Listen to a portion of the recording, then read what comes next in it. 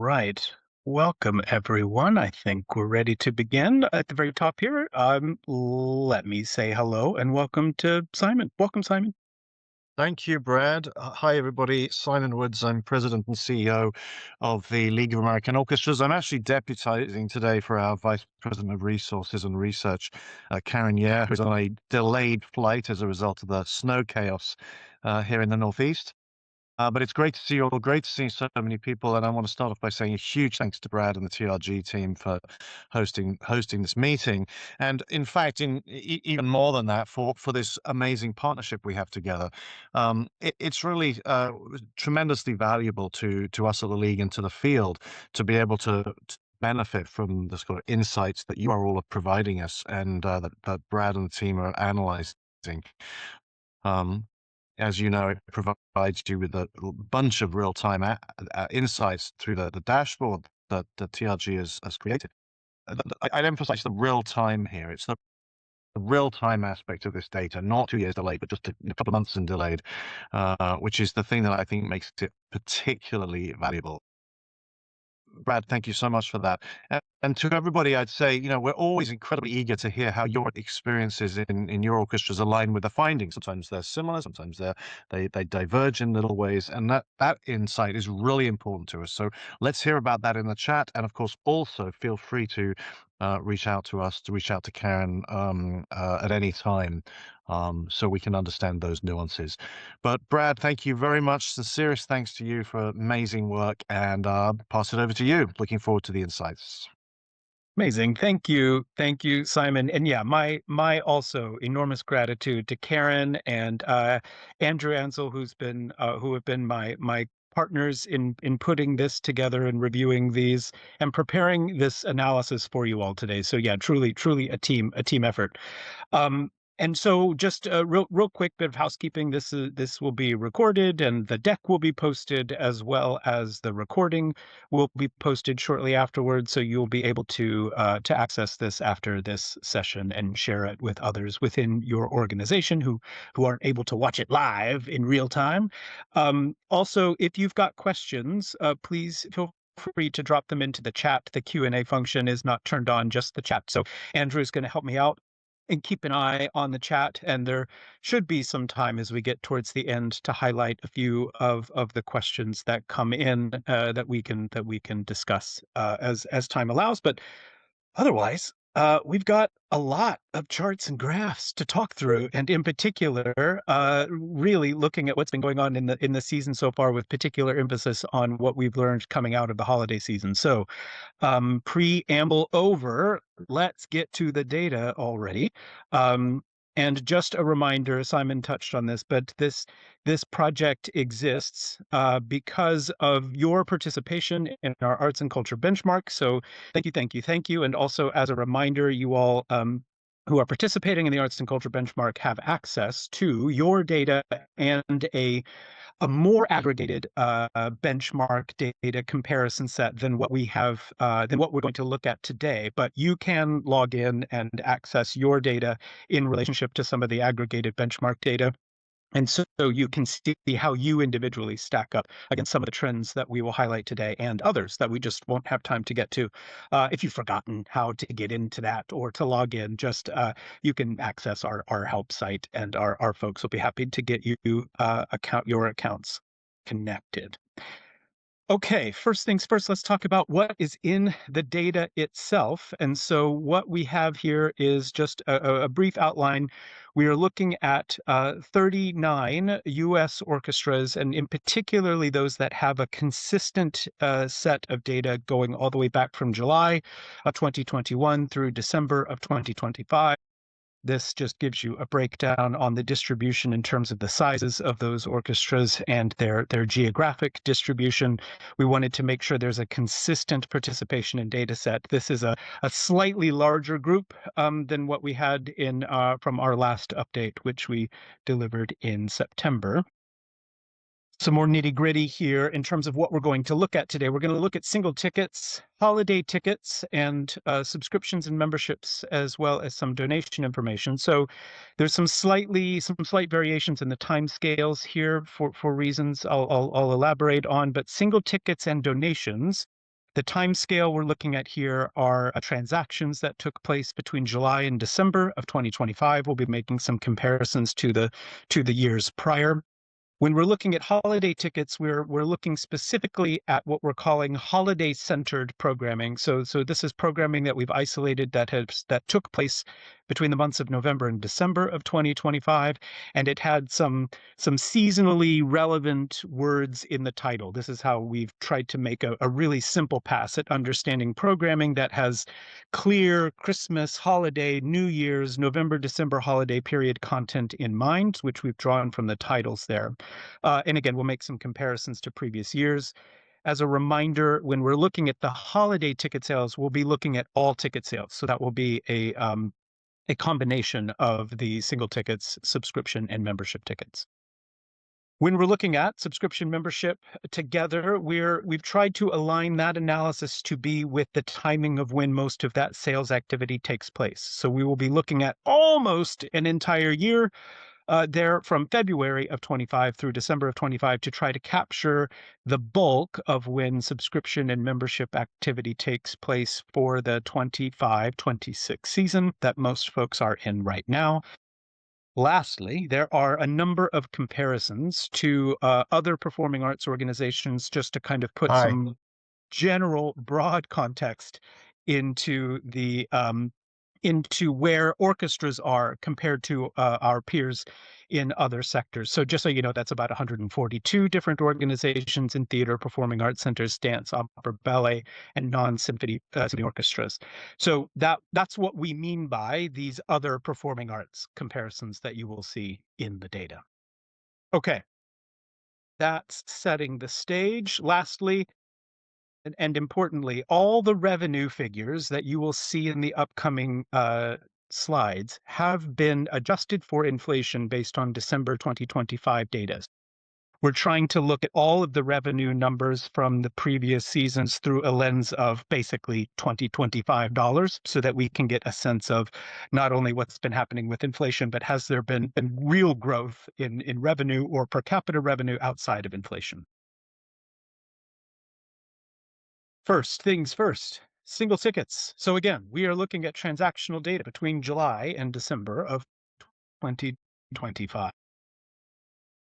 Very first chart here, let me orient you. A couple things going on. The bars represent tickets there, and we've got July to December 23, 24, and 25 from left to right. Tickets axis there on the left. Revenue, total revenue from single tickets in the green line and corresponding to the axis on the right.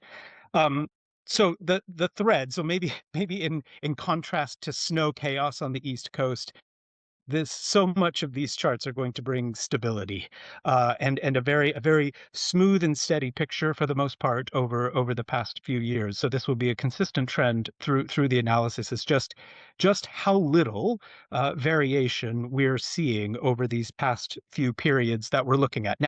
For better or for worse, right? Not putting a value judgment on that, but merely noting that over the past few seasons, there's a great deal of stability and consistency throughout these different slices of the data. So what we can see here is that ticket volume was down just a little bit from the two previous years, but per capita revenue growth, so the average price paid for tickets, it did grow, and we'll get into that. It grew faster than inflation, which is also good, but it didn't grow enough to make up for the reduction in ticket sales in order to try to keep revenues flat. So revenues came down just a bit as well. When we compare the 25 period to the 23 period, it's just a 1% decline in tickets, a 1% decline in revenue. And as we compare this to others in the performing arts, we can see a pretty stark difference in terms of the trend. The trend has been on a single ticket standpoint has been a bit more challenging for other performing arts sectors in this same period compared to U.S. orchestras. Speaking of per cap, so trying to understand that average ticket price paid, we are here looking at those three most recent seasons. And again, these are all adjusted into 2025 dollars. So what we're looking at is the growth you see here is real growth. This is growth above inflation, not massive, but over the past couple of seasons, it's a 5% growth from about 39.22 in 2023, up to 41.30 in through that period of July to December 2025. Now, much stronger per cap growth from the other performing arts sector. What's interesting here is the other performing arts generally, broadly, we're not as responsive to inflationary pressures as orchestras were over the past few years. Orchestras have reacted much more quickly to adjusting ticket prices to try to catch up with and keep up with inflation in recent years. Other performing arts sectors have not been as proactive, and so they've had to push really hard more recently to cover a lot more ground. And so that's why we're seeing the significant increases in the other performing arts compared to what we're seeing in the orchestra sector. This next slide is we like to look at, we think it's particularly important to understand what's going on with the people, with the human beings that we have relationships with in our organizations. And so we want to understand the number of relationships that we have, particularly those that are engaging in single ticket buying behavior. So this chart looks at a couple of different things. First, in the bars, we're looking at the number of unique households buying single tickets. So you can see that axis on the left, and the line in the gold there is the average order size for these single ticket buyers. And while the ticket buyer volume, the number of relationships that we have with people who are buying single tickets, has remained relatively steady, the decline in the average order size seems small on the surface, but this has big ripple effects when you start unpacking and multiplying the differences between 2.86 tickets per order to 2.77 tickets per order, and what that means in volumes of tickets over time. And we've seen this decline be pretty steady and consistent, not just in this period, not just in the orchestra sector, but in others as well. You can see here the comparison. So even though households have grown, we continue to have we at least have stability, a little bit of growth in terms of the number of people we have buying single tickets, but that order size has continued to decline. This is challenging. So even though this seems teeny tiny, if we had maintained the average order size that we had in 2023, that 2.86, if we had maintained that average order size with the buyers that we had in 2025 so far, we would have recorded the highest number of tickets sold that we had in this study period. It would have shown really significant ticket growth. This is an important metric. This is one we've been shouting about for a while now because we've seen these declines. This is a really important behavioral indicator, one that is making it harder for us to fill our halls, even though we're bringing in roughly similar numbers of people, but if we're just not seeing the number of tickets come in. Part of that is the what's happening here with average order size. Lots of hypotheses about the why, right? I can see many of you wondering, well, why is this happening, Brad? What's the answer? And there could be lots of reasons here. We've seen declines in the group sales market for one. That could impact this, and depending on your organization's reliance or not on group sales, that could be a player here. Some of this could be behavioral, just in terms of we know we've started to see some demographic shifts in who's buying single tickets. We've started to see, of course, some behavioral trends coming out after the pandemic. That part of this just might mean people are coming to or buying fewer tickets because they're coming to concerts with fewer people than they did before. Part of this may be, in some ways, in response to inflationary pressures and cost of living concerns, as prices and costs and ticket prices have continued to rise. They've not only kept pace with inflation, but as we saw in a previous slide, they've grown a bit ahead of inflation. And so there could be some pressure on this in terms of it impacting maybe not the number of people buying tickets just yet, but it could be impacting how many tickets they're choosing to buy when they buy tickets. So that's just a that's just a kind of off the cuff laundry list of potential factors here. But I would really circle this particular data point and think about this data point within your organization, because this is one that no matter how hard we are working to get more people to be interested in what we're doing and to buy tickets, if increasingly they're going to buy fewer and fewer tickets over time, it puts real pressure on us to just find more people, or to get more frequency, to get them to attend more frequently in order to fill similar numbers of seats that they did before. Speaking of frequency, that has remained incredibly static here. So we can see this being relatively flat, a little bit of tiny growth between 2023 and 25. Bigger declines actually in the other performing arts, but a lot of that is because 2023 was an outlier. It's a weird spike in this data point in the other performing arts sector, so not sure about that. When I dug into it, 24 looked a lot like 25. So I think part of that big decline on the other performing arts is just because of what something odd in 23's data. But more recently, they look just about as flat as the orchestra sector does. So when piecing this together, right? If per caps have been steadily increasing, we see tickets coming down, frequency remains about the same. It really comes back to this culprit of average order size being a pretty big factor in why single ticket sales, again across the sector, appear to be down. So some takeaways for this here on the single ticket side, just summarizing what we've touched on. So some of the good news here, signs of strength, for example, you're doing well at maintaining and even growing a little bit the number of households who are interested in buying single tickets so far. That's good. It's demonstrating your ability to continue and increase your reach of audiences over time. Average price paid has grown. So we've got more people buying tickets. They're paying more for those tickets than they did in previous years. That's really good news.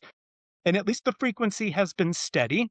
Right. And so we'd like to see that frequency number growing. And the reason that's important is because higher frequency single ticket buyers are how we are going to refill the pipeline for future subscriptions. So watching that frequency number, looking for ways to increase that frequency number is a leading indicator of what will happen for subscription down the road. And as I mentioned, that biggest area of concern is that average order size, because we can be doing all the good things above. We can be having more people buying tickets. We can be getting them to pay more for tickets. We can be maintaining frequency.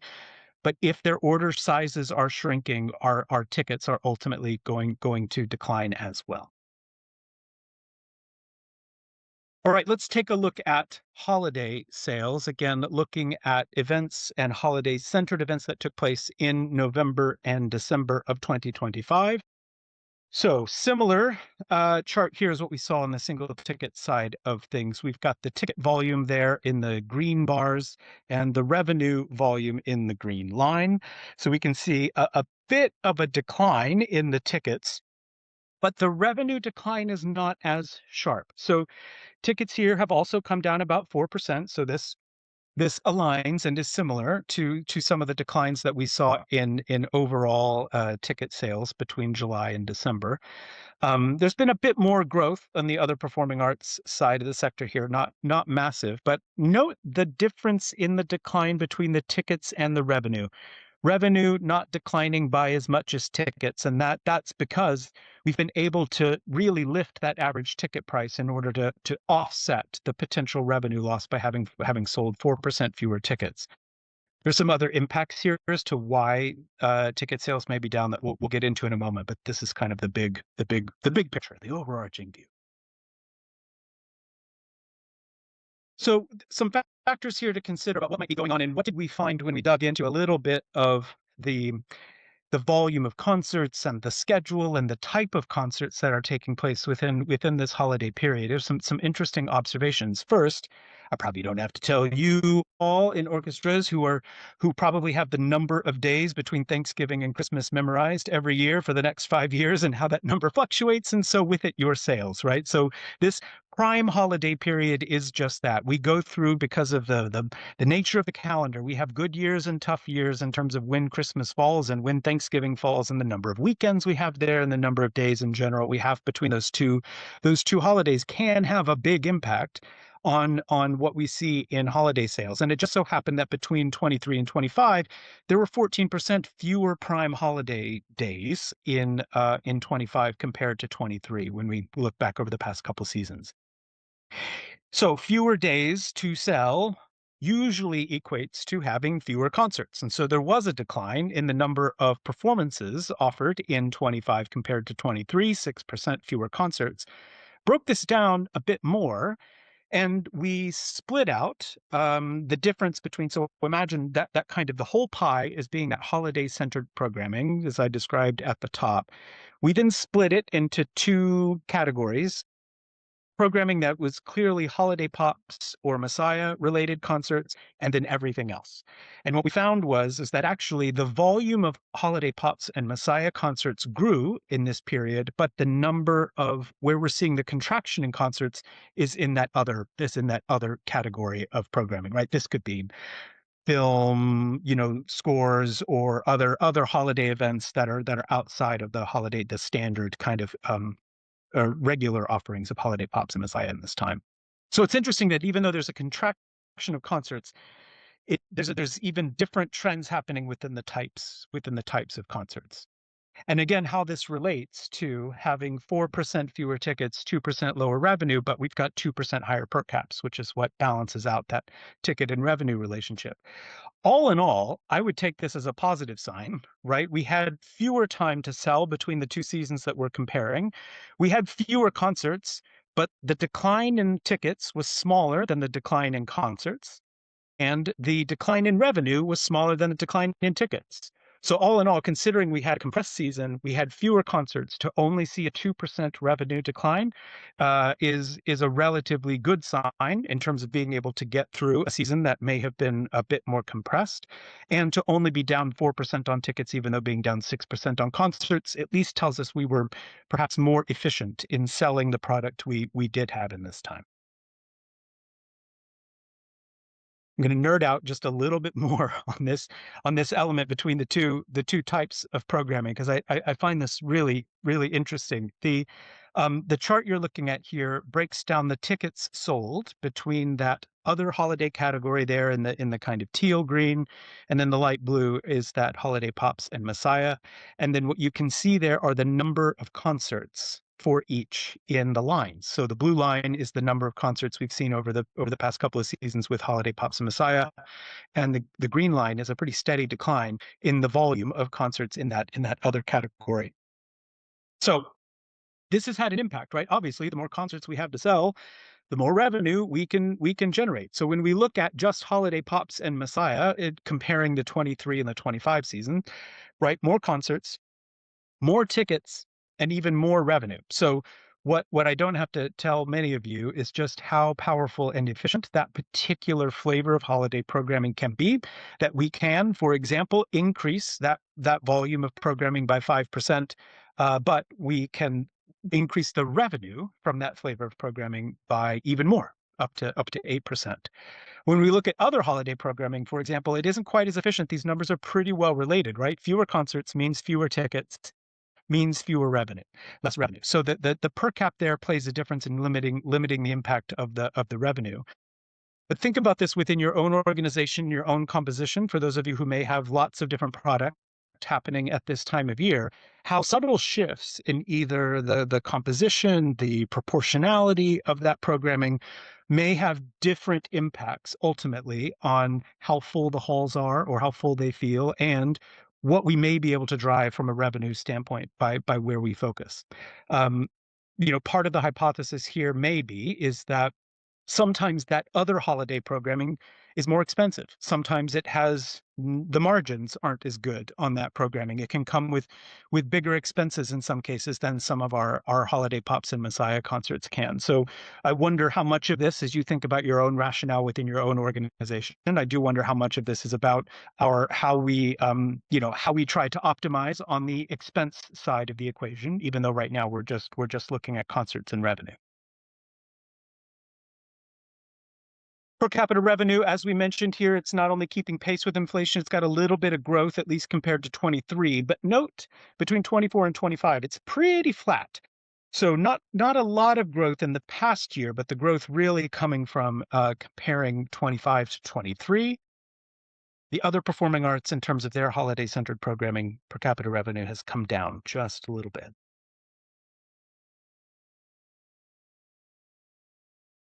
Also, wanting to look at households and tickets per order here as I went on my soapbox about that on the single ticket side of things. So interestingly here, households down just a little bit. But remember, we had fewer concerts. So go back to that number of 6% fewer concerts between 23 and 25, but only 3% fewer households. So again, that should mean again in aggregate that the concerts we did have would have felt more full. The ticket per order decline is not as strong in holiday programming compared to the overall trends in single tickets. So remember, that was a 3% decline in that same period across all single tickets, but just a 1% decline amongst the holiday centered programming. So some stability, again, just reinforcing how important this particular slice of our seasons can be in terms of our ability to engage households, to fill our halls, and to drive ticket volume and revenue. This slice of programming doesn't seem to be contributing quite as much to some of the other concerning data points that we saw on the single ticket side. Lastly, just wanted to touch on frequency because while many may have multiple holiday offerings, it's interesting that at least over the past few years and what we've seen generally is that the holiday time, these holiday centered concerts are not necessarily a great time to drive frequency. We don't tend to see this is significantly lower rates of frequency than what we see across the season as a whole. So it's not as if we've got the opportunity to drive frequency within the holiday period.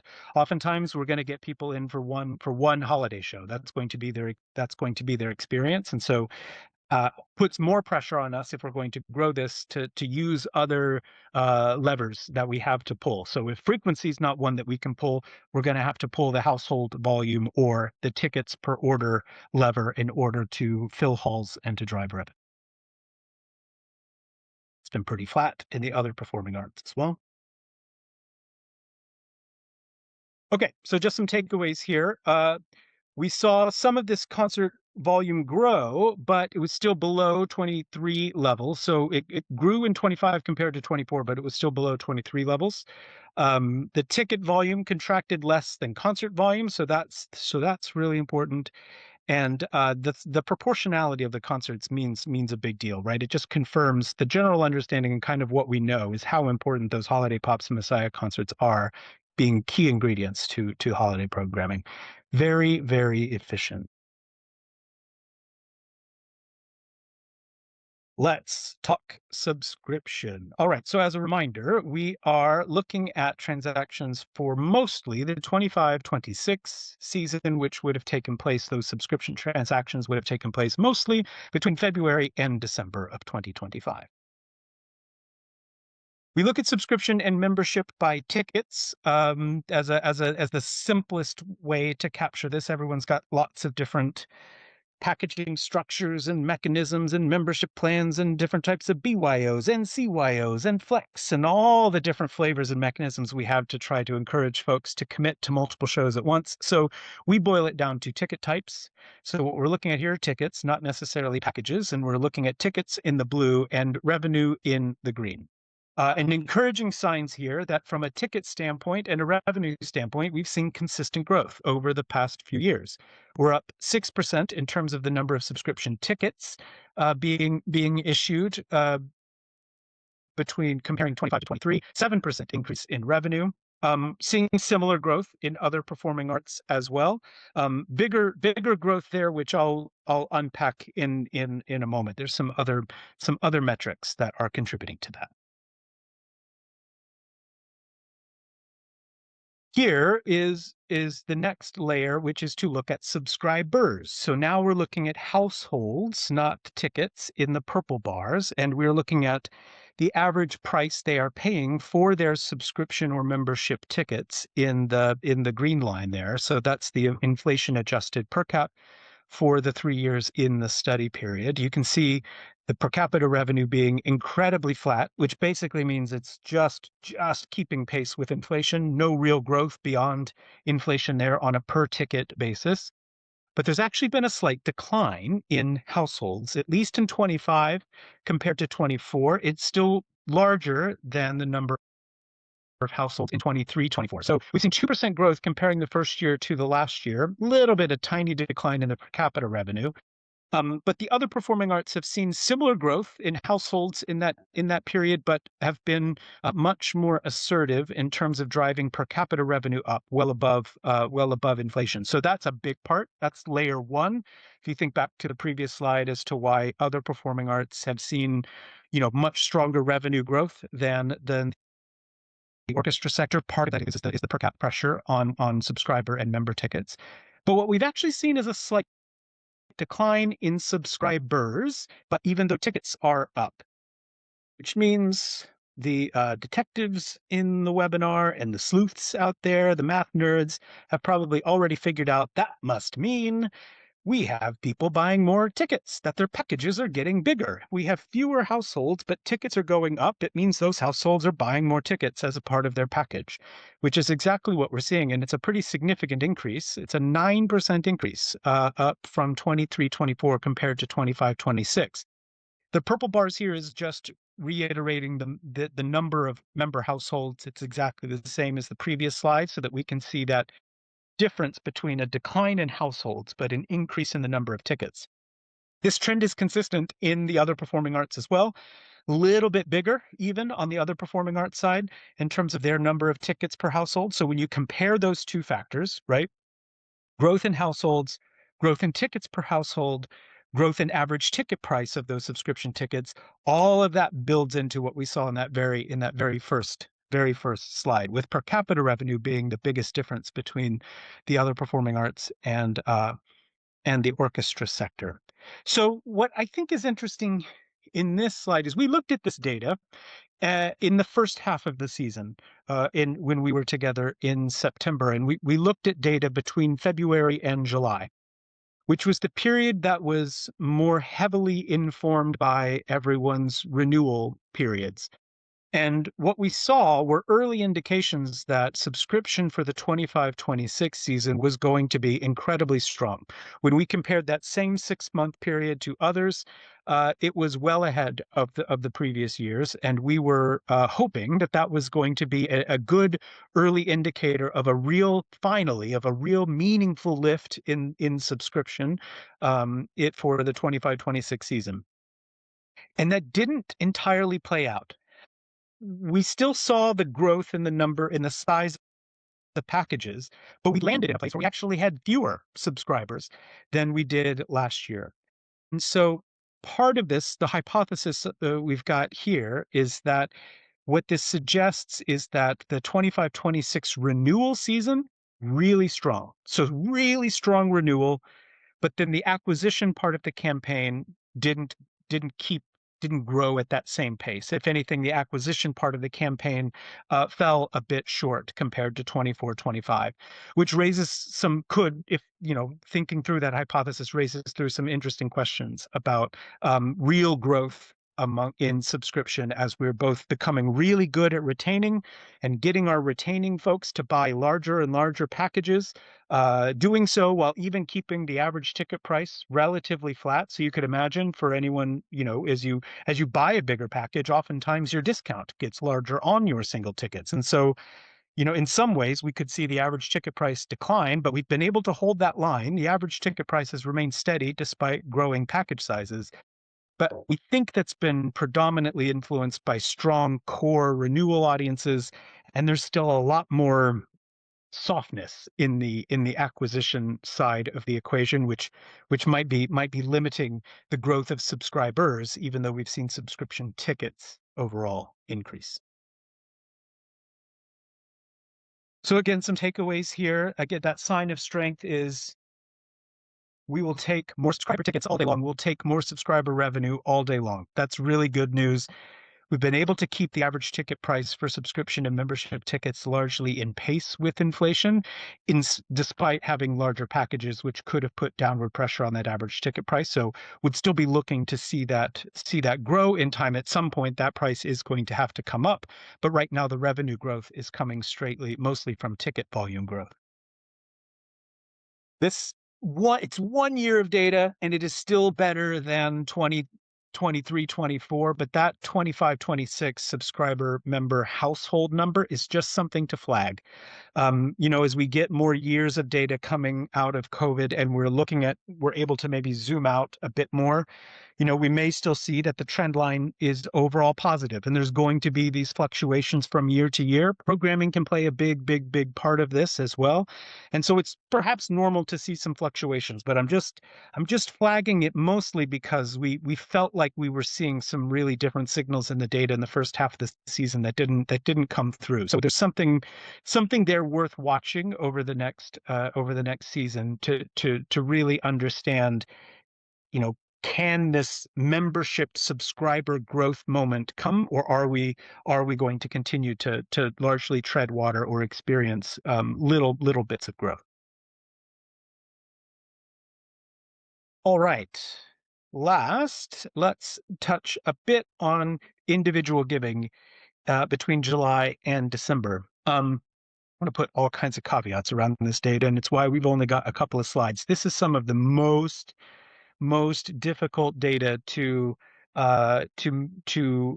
make consistent and standardized at the size and scale. There are so many different ways each of you and your organizations and your CRMs classify different types of gifts from individuals and what's annual fund versus endowment versus bequests versus gala gifts. There is a lot of noise in this data, and we do our very best to really just focus on the data that, as best we can tell, is coming from individuals and is going into funds that suggest pure individual giving. And most of those funds we try to identify are ones that are of an annual fund nature. So we're trying to reduce the noise of kind of one-time big endowment gifts or capital gifts or bequests. Now, that's still really difficult to do across hundreds and hundreds of organizations. So some of this data shows a bit more noise than what we can see in ticketing data. So those are all the usual caveats around individual giving data, but there is still something useful here when we put this into context with what we had seen in the other transaction types. So what you're looking at here are gifts. So think about each individual donation transaction in the purple bar, and then the total revenue in the green. We put the arrows up. The gifts have grown 8% compared to 2023. They're pretty much flat, down just maybe a skosh compared to 2024. Revenue is down only 2% compared to 23, but it's a much bigger drop compared to 2024. Big swings in this as well from the other wider performing arts. Again, when we think about development here and average gift size being the kind of major driver here, it doesn't take very many really big gifts in a handful of organizations in one year to really move the needle here. The key thing that I would take away is continuing to see some growth in the number of donations being made. I think that's encouraging here, and that the revenue, when adjusted for inflation, is staying close, is fluctuating within a relatively small margin, even given this is just a 3-year analysis. Donor households here, right? So there's a difference. We're counting gifts before, we're counting households here. Obviously, households can give multiple times throughout a year. This has been interesting for us to look at because we keep waiting for a moment where when we're going to see a real significant shift in the number of gifts per household as more and more people shift to or incorporate in monthly giving, quarterly giving types of schemes, right? These sustaining types of gifts, but we haven't seen that quite yet. So the trends it is still largely a one-to-one trend between gifts and donations. It isn't exactly one-to-one, but we also haven't seen a big shift in the number of gifts per donor over the past few years. It's been hovering at about 1.1 for a while now. But there is growth here amongst the number of households making donations. And as we see growth in the number of households making donations, there is a decline there in the revenue. But again, so much of that decline can be swung. See, number of people giving, but fluctuations from a small number of people getting lots of money can really swing that average gift size a fair amount in the data. So when we take this into account, when we think about the households, piecing this all together, right, we've seen nice, slow, steady growth in single ticket buying households. We've seen stability in holiday ticket buying households. We've seen some growth in subscriber households, although it came down just a little bit this season. But we're also continuing to see the growth in those making donations. And it's those household relationships we care the most about, where we put the most of our attention towards, is those are the relationships we can manage. Relationships we can strategize and that we can put campaigns and efforts into place to deepen those relationships, extend those relationships, and to think about the behaviors within those relationships we want to encourage, their frequency, their average giving, the number of times they're attending, the size of their package, which concerts are they coming to. Those are all things that we can manage that start to show up in some of these other data points we've been looking at. And generally, the relationship metrics in here, the households, those trends are looking quite positive. So on the donor side, we've maintained some growth in the gifts, donor growth as well, which is good to see. It's a good health indicator. We'll let that average gift size fluctuate a bit as some of the noise in the data, but we're seeing encouraging signs on the relationship side. But it's worth watching. It's worth keeping an eye on in your own organization. In the past, where we have seen uh, um, inflation lag, so average gift size really start to lag behind inflation growth, it usually shows up most acutely in annual fund giving. So where we would see challenges is, that $500 donor from 8 years ago who's still giving you $500 every year. That $500 just doesn't spend this year the same way it did 8 years ago. And it is the development side of our operation that often struggles with implementing strategies to try to lift average gift size on a recurring annualized basis in a way that aligns with the inflationary pressures on our organizations to meet the budget every year and to ensure that we can maintain the growth of our expenses just to keep staff and to keep incredible work in our halls. Okay. Made it through. You made it through all the charts and graphs. Really, really well done. And the numbers stayed relative. We didn't chase too many people away. So I'm encouraged. I'm encouraged by that. Um, Not a lot of questions so far. Maybe you were just saving them all up. You wanted to take it all in at first, and now you're ready to pop some questions into chat that we can respond to. Or I don't know, Simon, Andrew, if either of you have questions, I'm happy to entertain those as well.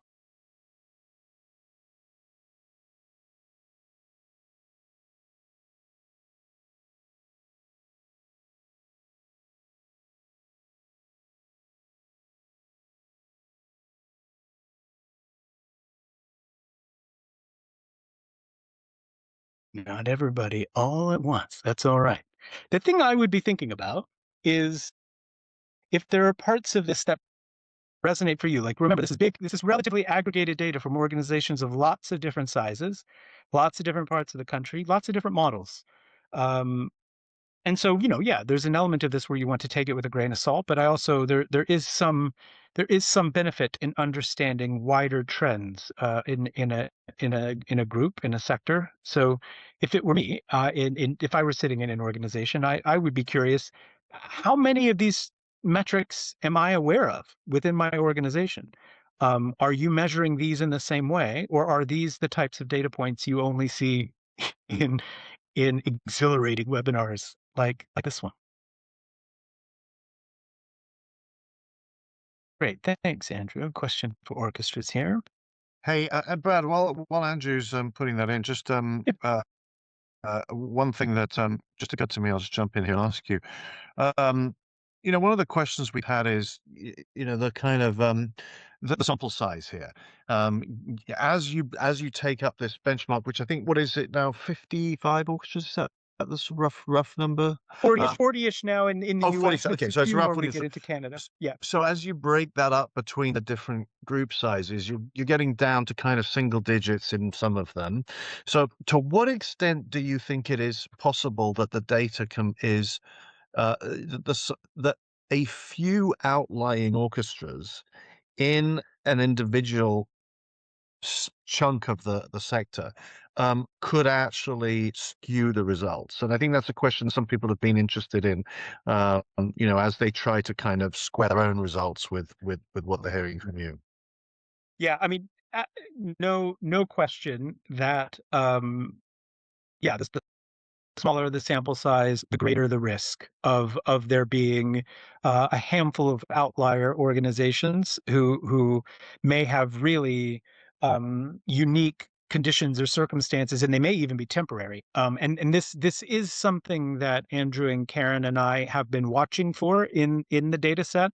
We have had to do a little bit of cleaning and tidying up around the data set to try to look for anomalies if there appear to be individual orchestras within the data set who have big swings in some of this data. We've had to do some trimming, which is part of the reason why when folks log on, they're going to look at benchmark data, which is a little bigger, but it's also messier. We've tried to find the organizations within that. It's almost a sample of a sample, but it's not perfect. There still could be things we're missing there in terms of Got what's it. happening within individual organizations. Yeah. So, I mean, so I think you sort of emphasized this quite elegantly, but it's we should treat this as guidance, not a sort of feel like trends. That's a really important point, I think.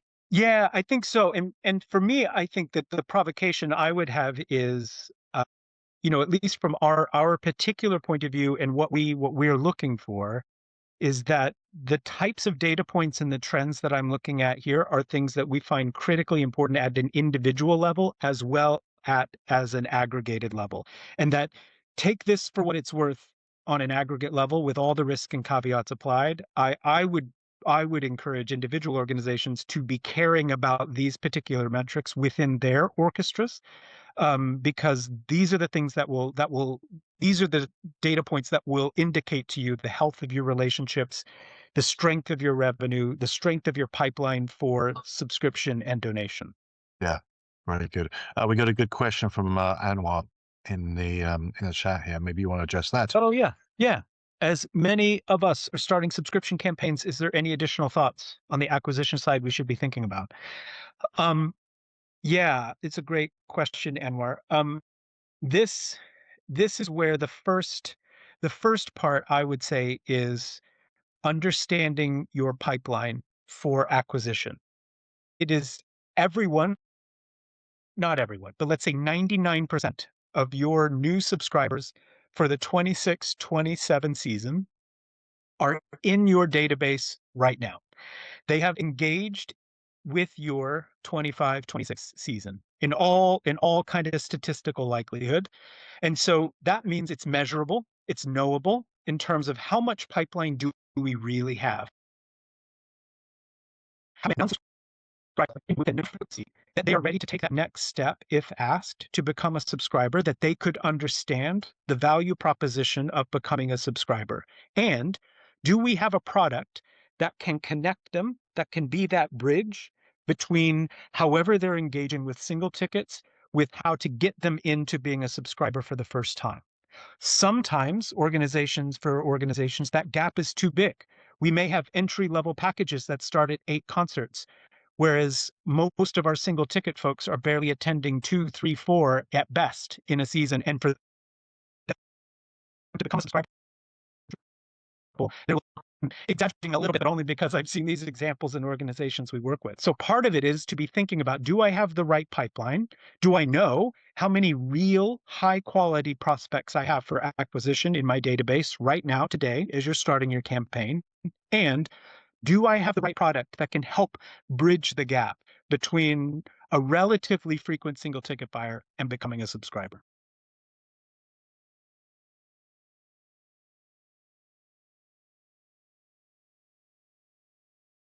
Thanks, Andrew. Speak to how orchestra leaders teams can use the live benchmark dashboards to look into the metrics that you discussed. Any advice? Yeah. So the benchmark data, and for all the reasons that I think Simon and I were just chatting about, is it can be informative. It can be a nice sense check to just kind of say, am I normal? How normal am I? Um, I wouldn't look at it every day. I wouldn't look at it every week. I would maybe once a month, maybe once a quarter to just kind of check again, using the benchmark as this big picture barometer. Think about major points in your year. Am I halfway through the year? Am I just wrapping up my single ticket campaign? Am I just on the other side of my big holiday ticket sale campaign? There may be good moments within the calendar where you may just want to benchmark yourself against the sector. So I think not diving too deeply into it because it has lots of challenges to it. In terms of the metrics, um, we emphasize the household metrics and the unit metrics, so what we call the ticket metrics or the package metrics, because those are the things we have the most direct control over. The revenue comes from the math. The revenue comes from the number of people buying a certain number of tickets at an average ticket price. Then that final dollar figure comes into account. Sometimes we jump to that last one. Well, how much money do we bring in this year? And that number can be really misleading if we're not paying attention to the math that's actually arriving at that number. How many households are we being engaged with? How recent are they? How frequent are they? All of this stuff is in the benchmark. You can be looking at how far in advance are your ticket buyers buying?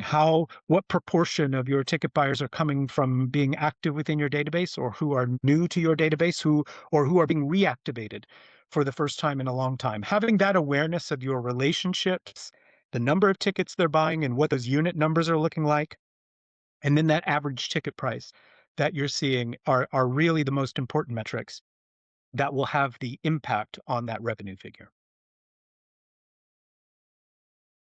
Don't jump to the end. Don't No spoiler alerts. Understand the math first that goes into that revenue figure before we just jump to, oh, great, that concert did $50,000.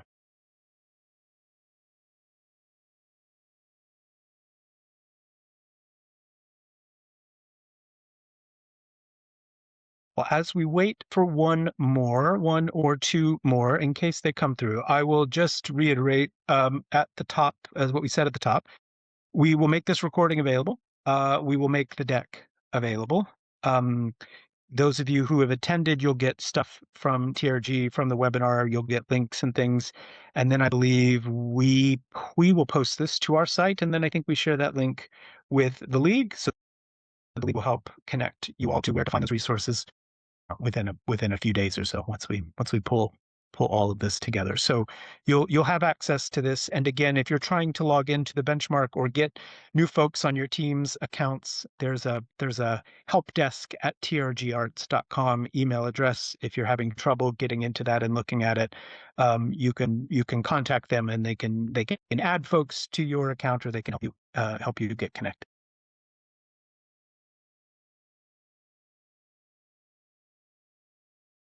If there is nothing else, thank you for your questions, and thanks for your attention. We'll give everyone a little bit of time to transition to their next bit of their afternoon. And thank you for participating in the benchmark. It's your willingness connect your data with that makes things like this possible. Your not only your interest, but your willingness to engage and learn in a kind of sector-wide learning moment like this that helps us have these opportunities. So I'm grateful to you all for joining and for participating. And we'll have another one of these at the midway point of the year as we wrap up the 25-26 season. So look for more information about that coming your way in the summer. Thanks, everyone. Enjoy the rest of your week.